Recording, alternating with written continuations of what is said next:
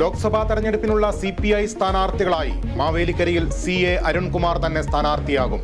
തിരുവനന്തപുരത്ത് പന്ന്യൻ രവീന്ദ്രനും വയനാട്ടിൽ ആനി രാജയും തൃശൂരിൽ VS സുനിൽകുമാറും മത്സരിക്കും.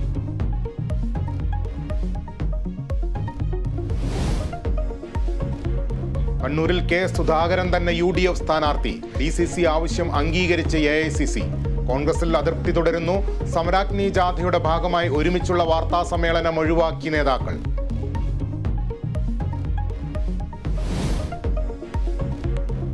മാസപ്പടി വിവാദത്തിൽ സർക്കാരിനെതിരെ മാത്യു കുഴൽനാടൻ. CMRL-നായി മുഖ്യമന്ത്രി നേരിട്ടിടപെട്ടെന്ന ആരോപണം.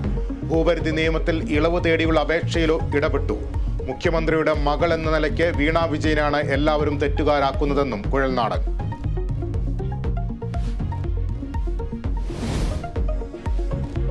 DP വധക്കേസിൽ പ്രതികളുടെ ശിക്ഷ വർദ്ധിപ്പിക്കുന്നതിൽ ഹൈക്കോടതിയിൽ നാളെയും വാദം. പ്രതികളെ കൂട്ടിൽ കയറ്റി കോടതി. ശിക്ഷ കൂട്ടരുതെന്നും നിരപരാധികളെന്നും പ്രതികൾ.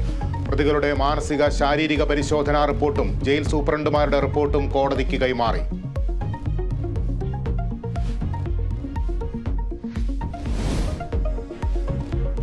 ഇംഗ്ലണ്ടിനെതിരായ ടെസ്റ്റ് പരമ്പര സ്വന്തമാക്കി ഇന്ത്യ. 4ാം ടെസ്റ്റിൽ ഇംഗ്ലണ്ടിനെ തകർത്തത് 5 വിക്കറ്റിന്.